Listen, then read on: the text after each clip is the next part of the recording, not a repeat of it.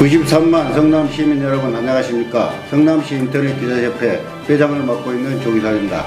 성남시 인터넷 기자협회에서는 유권자의 알 권리 충족을 위하여 제22대 국회의원 후보에 출마하신 분들을 릴레이 인터뷰를 진행합니다. 먼저 오늘은 이수진 더불어민주당 성남시 중원구 국회의원 후보를 만나 인터뷰를 진행할까 합니다. 이수진 후보님 안녕하십니까? 네, 안녕하십니까? 네. 먼저 이렇게 중원구에서 국회의원 후보를 출마하셨는데 출마의 변을 한 말씀 부탁드리겠습니다. 네, 제가 성남시 중원구에 이렇게 찾아왔습니다. 성남 중원구 거리 곳곳을 그리고 시장, 상가 또 많은 분들을 만나면서 어르신들의 바람, 그 성남시 중원구가 원도심으로 사실 많이 낙후돼 있고 최근에 재개발, 재건축 등 다양한 사업들이 진행이 되고 있는데 무엇보다도 빠르게 주거복지가 제대로 확립돼야 되겠다 이런 요청의 말씀들이 있으셨습니다. 그것뿐만 아니라 성남 원도심이 갖고 있었던 그동안의 어떤 소외됨 이런 것들을 좀 속 시원하게 좀 이수진이 풀어봐라. 국회에서는 비례대표 의원으로서 4년간 의정활동을 잘했다고 들었는데 성남 중원에서 좀 똑소리 나게 찐 일꾼답게 일을 좀 해봐라 이런 말씀들, 이런 성원의 말씀 들으면서 성남 중원은 우리 이재명 대표께서 사실 제2의 정치적 고향 아닙니까? 그곳에서 저 이수진도 제2의 정치적 고향이 돼서 열심히 챙겨야겠다 그렇게 생각하고요. 그 사랑이 점점 커지고 있습니다. 열심히 하겠습니다. 첫 번째 질문으로요. 여기 네. 중원구는 여기 소상공인들도 힘들고 지역이 지금 상당히 지금 낙후되어 있거든요. 네. 지역 경제를 획기적으로 활성화시킬 수 있는 방안이 있으면 한 말씀 부탁드리겠습니다. 실제로 재건축, 재개발 사업이 생기면서 좀 도심 공동화 현상도 생기고요. 사람이 넘쳐나고 일자리가 넘쳐나야 사실 경제도 발전하는 거 아니겠습니까? 소상공인 자영업자분들의 말씀을 많이 들었습니다. 그 문제들을 해결하기 위해서는 결국은 지역 상권이 활성화되기 위해서는 일자리들이 많이 늘어나야 됩니다. 우리 성남 중원구 상대원동에는 하이테크밸리가 있습니다. 이 하이테크밸리가 좀 더 구조 고도화되고 더 많은 일자리를 만들어내고 그리고 성남시의 판교와 또 그 분당의 큰 대형 병원들 그리고 ICT 기업들 그리고 저희 하이테크밸리의 ICT 제조업 이런 산업들이 고도화되고 좋은 일자리, 중소기업이라도 청년들이 꼭 가서 일하고 싶은 그런 일자리들 이런 것들을 많이 만들어내고 이 청년들이 그런 일자리에서 일할 때 사실 주거 공간도 필요합니다. 지금 한참 우리 그 재개발 재건축 사업들이 일어나고 있지 않습니까? 여기에 주거 문제까지 해결하고 또 교통 문제 실제로 저희가 지금 교통 관련해서 SBRT라든지 그리고 트램이라든지 또 이런 것들을 연계해서 출퇴근이 좀 용이하다라면은 좀 더 많은 사람들이 성남 중원에서 살고 또 젊은 친구들이 일을 하고 또 일을 하는 사람들이 결국은 지역 상권에 가서 또 그 상권을 막 활활 타오르게 할 수 있는 겁니다. 그래서 이런 것들을 좀 잘 만들어 보고자 열심히 계획을 준비하고 있습니다. 청년 실업과 청년 창업 지원에 관한 후보님의 정책 방향은 무엇인지 한 말씀 부탁드리겠습니다. 네, 실제로 제가 국회에서 환경노동위원회 간사를 하면서 청년들의 그 고용률을 좀 더 높이기 위해서 법안도 통과시키고 그런 역할을 했습니다. 일자리는 많은데 청년들은 그 일자리에 가지 않고 있다. 이유가 있습니다. 별로 좋은 일자리가 아니기 때문입니다. 청년들이 일하고 싶은 일자리를 만들고 청년 세대들이 원하는 조직 문화를 만들어주는 거 정말 중요합니다. 그 문제들은 기업만이 해결할 문제도 아닌 것 같습니다. 정부가 여러 가지 지원 제도를 함께 좀 공동으로 운영을 해야 된다고 생각을 하는데요. 그러나 윤석열 정부에서 그 중소기업에서 일하면 2년 이상 일할 경우에는 좀 목돈을 만들 수 있는 청년 내일체험공제 정말 좋은 사업이었습니다. 근데 그 사업이 실질적으로 없어지게 만들었습니다. 청년들이 중소기업에서 일하면서 2년 동안 2천만 원을 모을 수 있다는 것은 쉽지 않은 일이거든요. 그래서 청년 내일체험공제를 좀 더 확대시키고 그리고 다른 시도에 있는 청년 기본소득 이런 것들은 기본적으로 청년이 내일을 준비할 수 있는 마중물입니다. 청년들에게 기회를 주고 그리고 청년들이 실패를 해도 다음에 다시 그 기회를 또 누릴 수 있는 권리 대한민국이 진정한 선진국이라면은 청년들에게 다양한 기회를 주고 좀 더 기다려준다라면은 그런 좋은 일자리를 통해서 청년들이 그 창업도 하고 창의력도 발휘하고 대한민국의 미래 먹거리 만들어낼 수 있거든요. 그래서 그런 일들을 잘할 수 있도록 최근에 R&D 사업이 대폭 삭감되면서 연구자로 또 학교에서 공부하고 있던 청년들이 좌절을 겪었습니다. 이게 있을 수나 있는 일입니까? 향후 대한민국 10년, 20년에 과학기술이 뒤로 후퇴하고 있습니다. 그런 청년들에게 희망을 주는 그런 정치, 그런 그 총선 공약들을 저희 민주당이 많이 만들고 있습니다. 제가 그런 역할들, 그 공약들이 우리 성남 중원에서 제대로 활용될 수 있도록 역할을 하겠습니다. 출산, 돌봄, 육아, 교육에 대한 국가의 무한 책임제를 실행하기 위한 계획은 무엇인지 할 말씀 부탁드리겠습니다. 네. 지금 그렇게 많이 저출생 관련한 공약들과 예산들이 소요됐지만 전혀 효과를 내지 못하고 있습니다. 최근에 출생률이 0.6%대로 떨어지지 않았습니까? 이게 결국 국가가 소멸하는 거 아니냐 이런 위기의식을 저희 성남 중원의 곳곳에서 어르신들이라든지 또 열심히 일하고 있는 맞벌이 부부들이 얘기하고 있습니다. 이게 왜 개인의 책임입니까?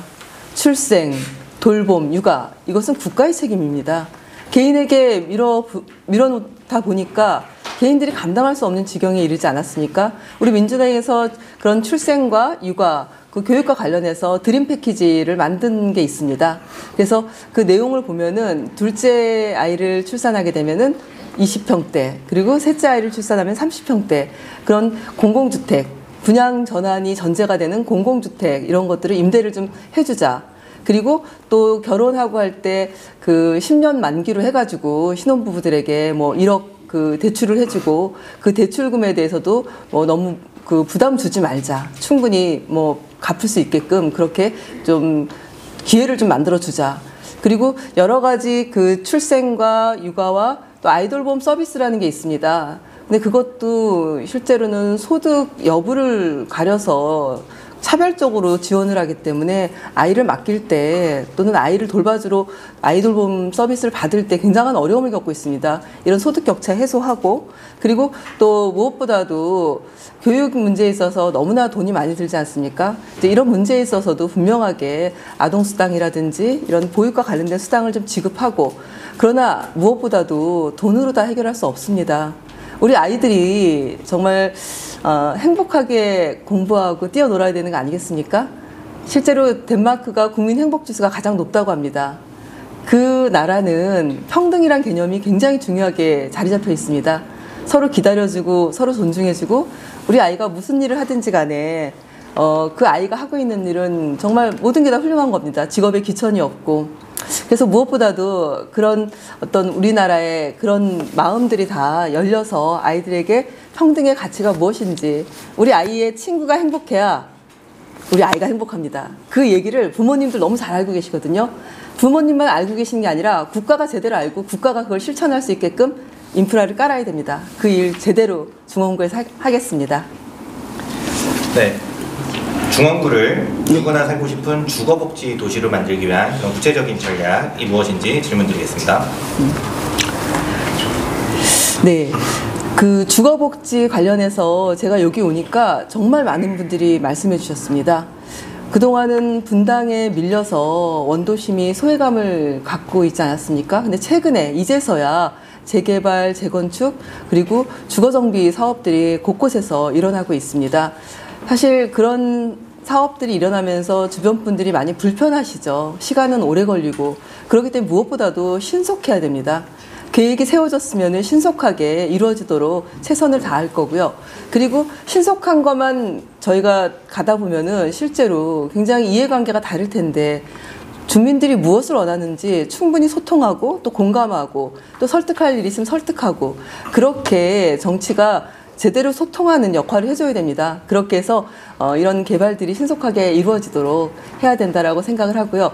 주거복지라는 개념이 그냥 소유만으로 모든 것들을 이렇게 좀 갈 때가 있는데 저는 실제로는 좀 다양하게 또 보편적으로 누리는 것도 정말 중요하다고 생각합니다. 그래서 복지 인프라가 함께 좀 깔려야 사실 헉하니 만들어 놓으면 뭐 하겠습니까? 실제로 그것 함께 그 주거 인프라 주변에 복지 인프라들이 만들어져 있어야 아이들 학교 문제라든지 또 학원 같은 것도 그렇고 기타 여러 가지 조건들이 성숙돼야 되거든요. 그래서 또 어르신들 뭐 경로당이라든지 기타 이제 요구하는 것들이 있습니다. 우리 사회들이 이제 그런 것들을 이 도시 재생 계획에 대해서 좀 제대로 말씀 듣고 소통하고 빠르게 신속하게 해결하는 것들 이제 이런 것들이 굉장히 중요하다고 생각을 합니다.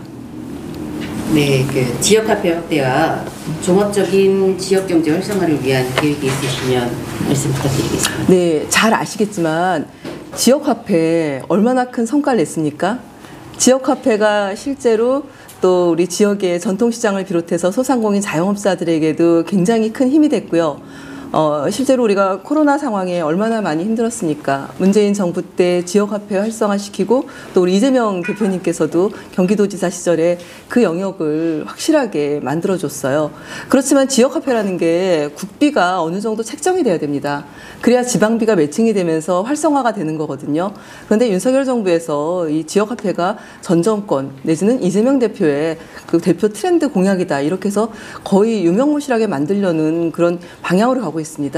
그렇기 때문에 실제로 국가가 지원하지 않는 지역화폐는 지역에서 확장력이 떨어집니다. 앞으로 지역화폐가 활성화되도록 그 역할을 국회에 가면은 확실하게 예산 지원이 가능하도록 노력을 할 생각입니다.